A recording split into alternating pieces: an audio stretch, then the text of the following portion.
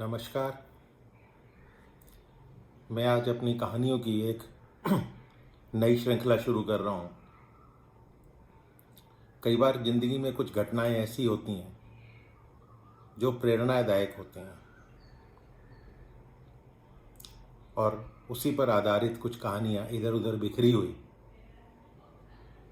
उनका संकलन करने की कोशिश मात्र है।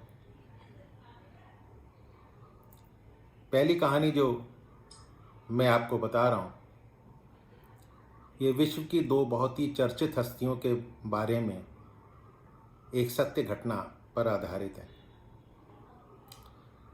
ब्रिटेन में स्कॉटलैंड में फ्लेमिंग नाम का एक गरीब किसान अपने खेत में काम कर रहा था। अचानक उसे किसी के बच्चे के चीखने की आवाज़ सुनाई देती है।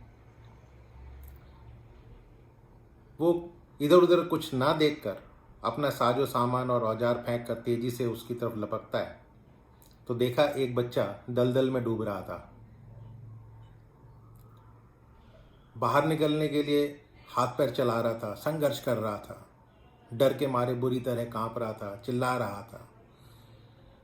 किसान ने आनन फानन में उसने एक लंबी सी पेड़ की टहनी ढूंढी और अपनी जान पर खेलकर उस टहनी के सहारे उसने बच्चे की अपनी जान बचा ली। अगले दिन उस किसान की छोटी सी झोपड़ी के सामने एक शानदार गाड़ी आकर ठहरती है और उसमें से एक कीमती वस्त्र पहने हुए एक सज्जन बाहर आते हैं। किसान को अपना परिचय देते हुए बोलते हैं कि मैं उस बालक का पिता हूँ और मेरा नाम रॉडोल्फ चर्चिल है। रॉडोल्फ चर्चिल ने कहा कि वो उस एहसान का बदला चुकाने आए हैं जो किसान ने उनके बच्चे की जान बचाकर किया था। उस किसान ने उस सज्जन के ऑफर को ठुकरा दिया। उसने कहा कि मैंने जो कुछ किया उसके बदले मैं कोई पैसा नहीं लूंगा। किसी को बचाना मेरा कर्तव्य है। इंसानियत है, मानवता है, इसका कोई मूल्य नहीं होता। इसी बीच में फ्लेमिंग का छोटा बेटा झोपड़ी के दरवाजे पर आया और उस अमीर सज्जन की नज़र उस बच्चे पर पड़ी। उसे अचानक एक विचार सूझा। उसने कहा, क्या ये आपका बेटा है?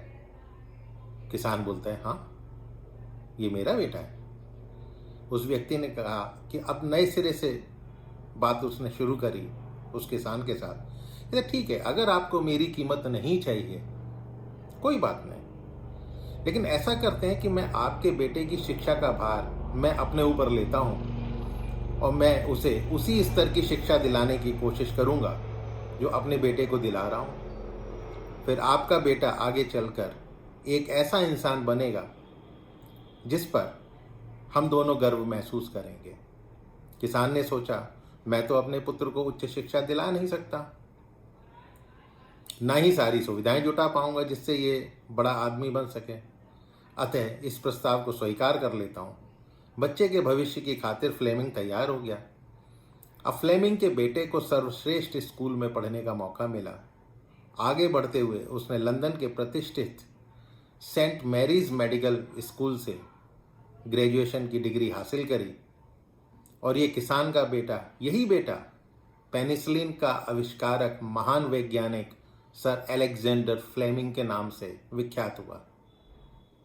लेकिन ये कहानी यहीं खत्म नहीं होती। अब कहानी में खास ट्विस्ट है। कुछ वर्षों बाद उस अमीर के बेटे को निमोनिया हो गया और उसकी जान पेनिसिलिन के इंजेक्शन से ही बची। उस अमीर रॉडोल्फ चर्चिल के बेटे का नाम था विंस्टन चर्चिल, जो कि इंग्लैंड के प्राइम मिनिस्टर थे और दुनिया की एक बहुत चर्चित हस्ती रहे हैं, जो 2 बार ब्रिटेन के प्रधानमंत्री रहे। अब है ना ये आश्चर्यजनक संयोग।